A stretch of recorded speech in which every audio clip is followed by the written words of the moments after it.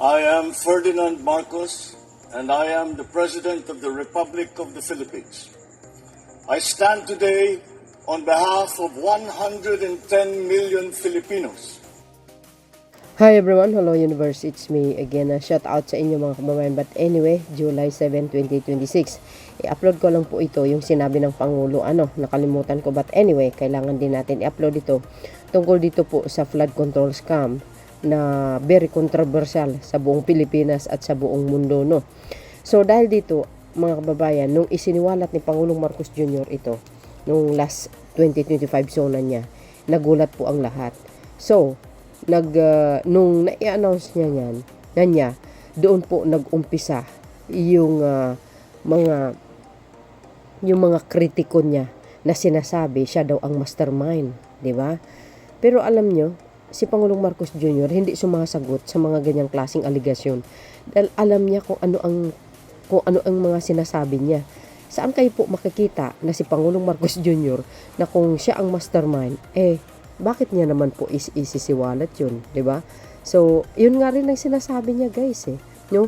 At sino naman si Raulo na mag-isiwalat ng ganitong klaseng anomalya pagnanakaw sa kabanang bayan, kung ikaw ang mismong may kagagawan, hindi mo ba iniisip na mayroong mag-iimbestiga, na may batas at may Diyos na nakatingin sa taas, na maari kang makarma at maisiwalat sa maraming paraan, di ba? So, para sa akin, ang Pangulong Marcos Jr., siya lang ang tanging bukod na matapang na isang pangulo na kung saan talagang ibinalandra niya sa taong bayan, sa buong mundo. Ang talamak na pagnanakaw sa kabanang bayan na dekada na ang nangyayari. So, para sa akin, dito ko makikita na, para sa akin, dito ko masasabi na ang isang weak leader na sinasabi ni Digong, yun pala ang totoong berdugo. Yun pala ang totoong matapang na kaya niya isawalat ang mga anomalya na walang pag-aalinlangan. Dahil wala siyang tinatago, mga kababayan. Kasi ang isang taong matapang, hindi mag-aatubili yan para isawalat yung anumang anomalya na pagnanakaw sa kabanang bayan. Yan po si Pangulong Marcos Jr. Kaya bilib na bilib ako talaga sa kanya. Inamin niya, bakit daw siya ay pinagbibintangan ng mastermind samantalang siya ang nag-umpisa at nag-isiwalat ito. Tama nga naman. 'Di ba? Para kumpleto detalyado, guys, pakinggan niyo yung kanyang sinasabi. Sinishare ko ito para malaman ng taong bayan na sa panahon ni Digong ang talamak na korupsyon. Kasi yung mga korap na nakulong, panahon pa ni Digong niyang nangurap Ngayon lang naisiwalat sa panahon ni PBBM. Para kumpleto detalyado, mga kababayan, panoorin nyo yung kanyang sinabi. Ito po yung kapihan dyan sa Canada nung siya po ay nandyan. So, sinabi niya lahat, no? So, ito, guys, para kumpleto detalyado, no? Ito na. Good morning, Mr. President. Almost a year ago, during your fourth State of the Nation address, you called out corruption and said, mahiya naman kayo before the members of Congress. That set expectations from you and your administration that you will wage war against corruption and no one will be spared. 1 year hence, Mr. President, do you think your administration has done enough and fast enough?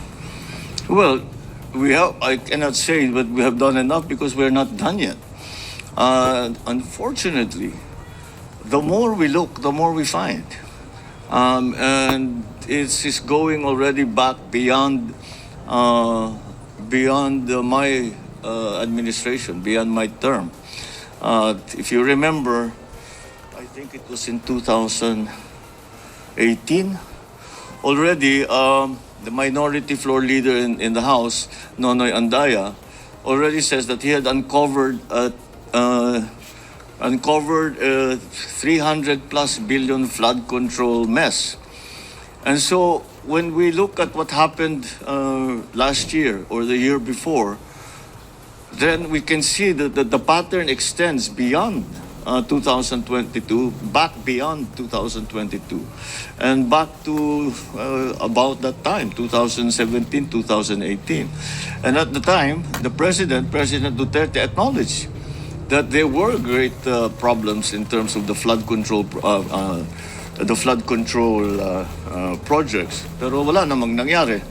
having acknowledged it, did not find accountability in anybody. So that, I guess that was left up to me to do.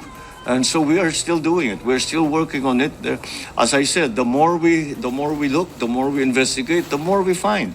And this is I think, I mean, you're all experienced journalists. You know this is a deep-seated system of corruption that requires not only structural changes in the way government is run, in the way the budget is written, but also a change in attitude. Kasi ang sinabi ko, mahiya naman kayo. Pag tinanong mo sa akin, nahiya ba sila? Yung iba, hindi eh. Akala nila, karapatan nila yung gagawin na ganun eh. Wala kaming ginagawang mali. Ganyan talaga patakbo rito. And that's the hardest part to change. That's the hardest part to change. The culture of within government, where to take I mean, they put all kinds of nice words, rebate, kickback yan. Wala nang ibang sa tunay na salita, kickback yan. Okay daw yun. Para sa iba, okay sa kanila yun. At saka karapatan nila bilang whatever. Meron silang share doon sa ganagastos ng pera ng gobyerno. Follow up, please. Yeah. Okay. What do you plan to do moving forward, Mr. President, now that corruption has become the favorite talking point among your critics and those who are calling for your ouster? My answer? Ouster. My ouster? Yes. Binabalik mo nila sa inyo ito. From critics. Yeah. Kung hindi ko sinabi yung sinabi ko sa SONA, wala tayong pinag-uusapan na ganito. I'm the one who exposed all of this. And I'm the only one that has started to do anything about this. Bakit? Ang mga nakaramba na Pangulo, may nakita ba kayong ginawang ganon? Meron ba silang kinulong? Meron ba silang finish na account? Meron ba silang mga investigation na ginawa? Wala. Sa akin lang. Tama. Tapos sasabihin, ako daw ang may kagagawan. That's my president. Kung talagang racket ko yun, ba't ko sisirain yung racket ko? Di ba? That makes absolutely no sense. So, Mr. President, selective justice. I'm sorry? Selective justice. What about selective justice? Pinipili lang daw yung mga kinakasuhan, yung mga iniimbestigahan.